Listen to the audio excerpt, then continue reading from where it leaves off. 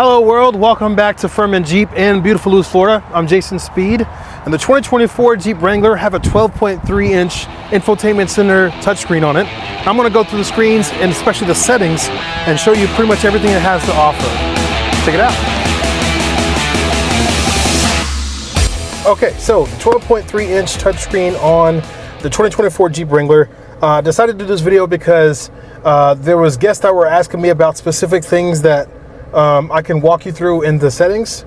So I figured I'd just show kind of what I would go over during a new vehicle delivery as far as the new screen goes.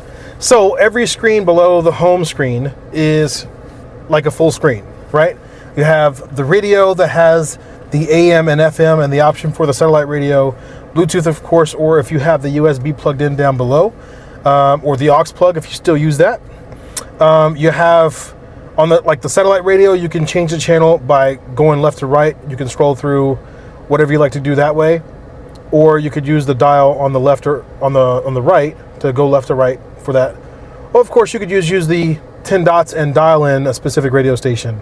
The other option, of course, is on the steering wheel. You have the voice control where you hit that button and say whatever radio station you want. Same thing with AM, FM, dial in a radio station, right? So you just hit go and then boom, you're there. What's really nice is on the media, you can select different frequencies in your preset. So for example, if 95.5 was my jam, I would hold down 1 and boom, 95.5. Preset 2, I can make it any frequency I want. If I like AM, FM radio, or if I like satellite radio, I can do it any way I want to without having to flip back and forth between the screens. Okay? Your comfort screen, you do have the full screen for the AC, dual climate control and a lot of options, or you have all the hard buttons down below that will do the same thing. So you don't need to be on the climate control screen to be able to control the climate, but it's nice to have it on the screen. Your Bluetooth, of course, your Apple CarPlay, your Android Auto, all wireless now in the 12.3. And then your vehicle settings will all be in the vehicle icon when you go into setting. Controls, of course, you can pull out the backup camera anytime. And you can see it has the active guidelines that have been in turn with the steering wheel. The home button is an option that you can split. So if you go to add page, I can choose the layout if I want 2 or 3 pieces of information that's there, but I can split the screen into 2 or 3. So like if I do this, I can say I want to add let's say the now playing to the radio. And I want, if it had navigation, you have the option for navigation or your climate control or whatever you wanted to add as a shortcut to be on the split screen. Now, if I go back to vehicle, I'll go into settings and I'll go through this one by one, and I'll make sure I label this in the screen in the description so you can see exactly where in the video if there's something specific that you're trying to find about the Wrangler. So the first setting in the Wrangler is the display settings. You have language, obviously we have English, I believe Spanish and French. Italian is on there now too, that's nice. Choose your language preference. The display mode, auto, is how bright the screen is. So if you, and there's little information icons on there if you ever want to see more about what that setting is. But auto is how bright the screen is. Now there's a second mode right here. This is the theme mode, is in auto as well. So what that means when both of those are in auto is in the daytime, the screen will be white like it is now. And at nighttime, it'll be dark like this if you switch it to dark mode. So it's not so bright in your face at night. Now the manual option up top, you can adjust the brightness or daytime or nighttime, however bright or dim that you'd like it. You can also adjust those brightness settings when the headlights are on like they are now. You can hit the vertical dial next to the headlights, and you can see if you turn that up how bright it gets versus turning it down, it being dimmer. But when the headlights are not on, I like to leave it in auto. Units, I always want to make sure that the units are in the preferred mode. Most people prefer US versus the metric system for the rest of the world. So you have miles per hour, miles, pounds per square inch, Fahrenheit, and current fuel consumption is in miles per gallon. So that's everything based on the US standard industry. You have the touchscreen. If you're the type of person that likes the screen to beep every time you touch it, that option is what you want selected. Show main category labels, that's the category right here. If you wanted to turn that off, it would just be the clean look of the icons, but some people want to know what those icons are, so we leave those on. and then phone pop up in display cluster. That is the steering wheel screen, or the screen behind the steering wheel. When you are receiving phone calls, you'll have the information on the phone call on that screen and on this screen as well. Now, an important note about Bluetooth connected devices: if you answer on the steering wheel or on the screen, it will be in the speakers in the vehicle. If you only answer on your phone, it'll take it out the speakers and only be on your phone. So if you need to have a private conversation, you can answer on your phone, etc., etc. All right. Profile settings: everything that we set up in here are going to be linked to your profile. You can go right up top in that little icon there and go into profile settings. We'll go into more than that in just a little bit. We'll go back to vehicle settings, safety and driving assistance. Now, the first option in safety and driving is automatic emergency braking. You click on that. You have the forward collision warning, warning plus active braking. You have the option to have it off, the only warning, or the warning plus active braking. So if it's warning plus active braking, the forward collision warning system will take over if it senses that you are approaching an object too rapidly or too fast, and it will actually apply the brakes to help prevent an accident at best, or mediate an accident, slowing you down, reducing damage and injury potential. You have the forward collision sensitivity. Most people like medium. Far, of course, would be the safest, or if you're a daredevil and you want it on near, stop it as close as you can to the vehicle in front of you. You have rear park sense volume, the option to turn it to low, medium, or high, depending on what option you want. If you want to be more alert for blind spot, you have the option for if it's equipped with blind spot, and most of them are now, but you can still get it without it. But if it's equipped with blind spot, on the mirrors, you have the triangle that will let you know when there's a vehicle next to you while you're moving. And if your turn signal's on the same time as that indicator is, then the lights and chime option will actually chime on the inside to let you know, hey, you're about to change lanes, but there's someone over there, right? So you can have it off, you can have it just the lights, or you can have it lights and chime. Most people prefer both lights and chime. Hill start assist. So if you're on a hill, instead of allowing the vehicle to roll backwards, it's going to keep you on that hill and allow you to move forward whenever you hit the gas.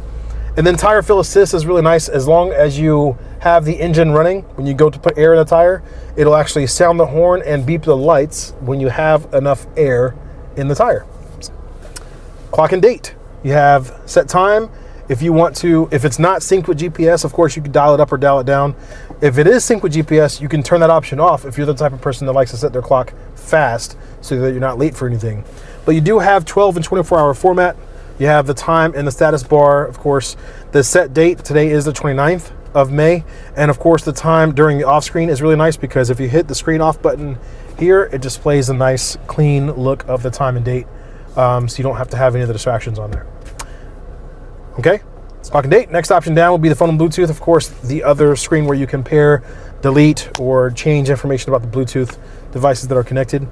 The camera, the two options that you have are the active guidelines that are selected now, like I showed you, where the backup camera lines will bend and turn with the steering wheel, kind of let you go of a more precise location of where you're turning and where you're turning into. But the backup camera delay I really like, because once you go from reverse to drive, it keeps the camera on for a few more seconds, up to I think it's up to 8 seconds or 10 miles an hour, whichever comes first, just so that you can make sure you're not dragging anything away, or if you're doing 3-point turn, you keep it on the screen. Mirrors and wipers. You have headlights on with wipers. Anytime you turn the wipers on, the headlights will come on. With lights, you have the headlight off delay, which is 30, 60, 90, or even 0 seconds is how long the headlights will stay on after you turn the Jeep off. Likewise, headlight illumination on approach. When you're walking up, hitting the unlock button on the key fob, the headlights will come on, of course. They'll stay on for, again, 0, 30, 60, or 90 seconds, depending on where we had it set. Headlights with wipers we've already seen. Auto dim high beams. If you have that option on, of course, you have your high beams flipped forward to where they will auto engage when it's dark. They will turn automatically off when there's another vehicle coming, or when it's bright enough where you don't need your high beams. So essentially, any light coming back at it, it'll turn off. The daytime running lights are really nice. And then what is the last option is a flashlights with lock. Anytime you hit the lock button on the key fob, it flashes the lights to let you know that it received a signal and that you can confirm that the doors are locked. Doors and lock. Auto door lock is something that I always enable on every guest that I have. So when you put the vehicle in drive and you start moving, a few seconds later, the doors will lock by themselves. Auto unlock on exit. I actually, for a lot of my female guests, and you'll see this in another video that I did about the performance, the safety, vulnerability aspect of it when you're out in public in everyday situations. But for a lot of my female guests, I turn this auto unlock on exit off. So again, kind of reverse, if you're putting it in park and you open one of the front doors, all the other doors will stay locked. Okay? So, flashlights with lock we've already seen. When you hit the button on the key fob, the lights will flash. Sound horn. Some people don't like the horn on the key lock, so you have the option to turn it off. It'll be on every press or every other press are your 3 options for the lock button and the horn. Sound horn with remote start. If your vehicle is equipped with remote start, it's that button here. You hit twice on the key fob and it'll start the motor. If the horn beeps twice, the motor will start. If it only beeps once, it'll let you know on the driver information display why the vehicle didn't start. Maybe the door was left open, maybe it was low on fuel, whatever the case is, it'll let you know. Sound horn with remote start. 1 press on the key fob unlocks, again, to be safe, just the driver door, and then all the second press will be all the other doors. Of course, you can have it the other way if you want, but that's the difference between the two. And passive key, if you have a vehicle that is equipped with the button on the handle, that's the proximity key or passive key. So if you walk up and as long as the key fob is on your person, in your purse, in your pocket, whatever have you, you could drop your hand in the door handle to unlock the door, or when you leave, you could push the button on the door handle to lock it. You don't have to pull the key fob out and actually hit the button on the key fob. So that is doors and locks. Seats and comfort. If you are in a Jeep that is equipped with the heated seats, none of them have vented seats yet, but if you're equipped with a Jeep that has heated seats and steering wheel, it'll automatically come on in 37 degrees or less. So depending on how you start it, if you want it on where the heated seats come on 37 degrees or less in remote start, then you can select that. Or if you want it to come on in 37 degrees or less in all starts, that would be the other option. So whether you hit the remote start or you come in here and you turn it on, the heated seats will come on if it's 37 degrees or less outside. Key off options. You have the key off, power off delay, which I always turn to the maximum time, which in most cases is 10 minutes. What that means is if you turn the Jeep off, your windows and your radio will still work until you open one of the front doors to kill that circuit. Right now, door off, power off delay, if you had that time set, it would run that time, and the only way to turn it off is by hitting the power button. The headlight off delay, we've already seen 0, 30, 60, or 90 seconds. Aux switches are down below in the lower right-hand corner of the console. So if you are adding any accessories like lights or anything that you can put on a switch, there's wires that are under the dash and under the hood that you can splice accessories to, and the switch is already mounted on the console. The nice thing about that is that you can set one of those to be the power source to be with the ignition or just the battery, and then you can even have it recall last. So if you turn it off and it was off, you turn it back on, it's going to be off, or vice versa if it's on. So that's super nice in the Wrangler world where accessorizing is a big deal. Audio. Now the audio settings are really cool in the new 12.3 inch screen because you have the digital balance fade. I'm going to turn this up for a second so you can hear it, but you can take the speaker and actually move it anywhere inside that box. And I don't know if you're going to be able to tell from my microphone where the sound goes different in the car, but that's your digital balance fade, right? Now you have the equalizer as well. You can have as much bass, mids, or treble as you like as far as the equalizer goes, and that's something that you can touch anywhere on the bar or drag it or hit the plus or minus if you like to take your time with it. Speed adjust volume. I don't know anyone who still uses this, but as you can see, it increases volume level relative to the increase in vehicle speed. Likewise, as you slow down, it'll turn down as well. 1, 2, and max is the severity of how it turns down. The only practical real world example I can think of that would be if you're pulling into a bank or fast food drive-through where you want to make sure you communicate with the teller or the employee, the music turns down by itself. Most of the time, if you're in a Wrangler, people like their music loud. That's an option, of course. You have the aux volume offset. Again, if you're the type of person that still uses the aux cord, then you have it where you can offset it if it's distorted or if it's too loud or anything like that. Auto play. If you have anything plugged into the USB or USB-C and this option is on, if there's any audio on that device, be it music, books, podcasts, whatever it is, that audio source will automatically play if you have it plugged in, okay? Auto on radio, you can have it where it's auto on, auto off. Every time you turn the car off, it'll be in one of those settings.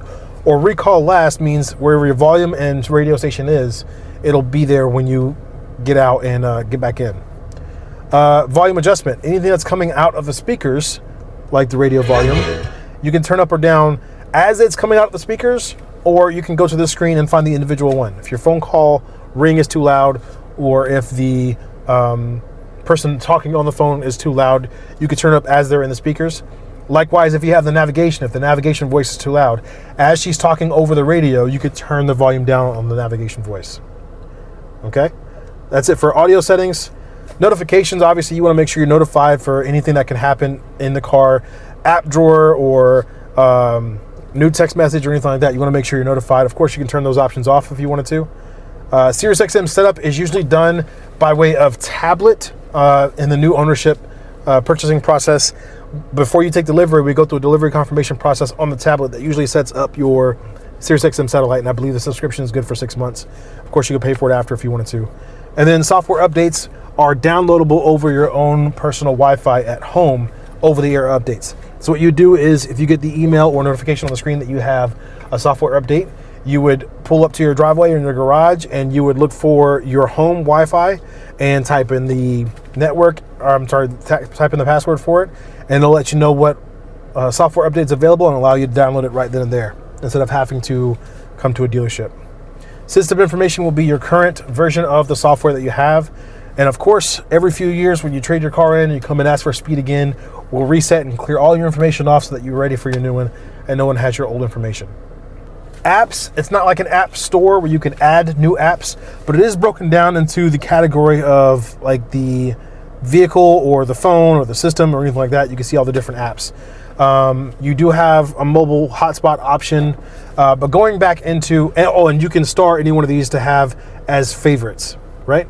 Now, what I typically do is once I have all of the screen options set up the way they like them, is I then go into profile and I select on the guest name, driver one,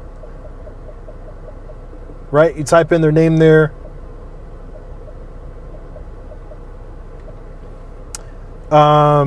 The avatar, you have options like animals, brand, character, colors, main, sports, whatever you want in there, right? I'm a big football fan.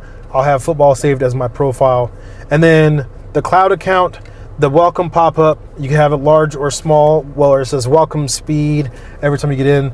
Delete profile if you're done with that driver and they don't drive the car anymore. And then you can find out what is linked to your profile, literally everything that we just set, and more settings where you can go and change those settings as well. Now, in another vehicle, I will link here, you can see exactly how to set your key fob to the memory profile if you have memory seats in there. So otherwise, it would just be a matter of changing a profile, adding a profile, anything like that.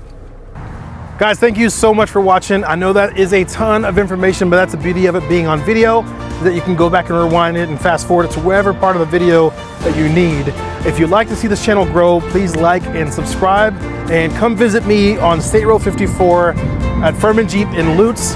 If you would like to get into a brand new Jeep or even something pre-owned, I'm more than happy to go to work for you. Thank you so much for watching, and have a great, glorious day.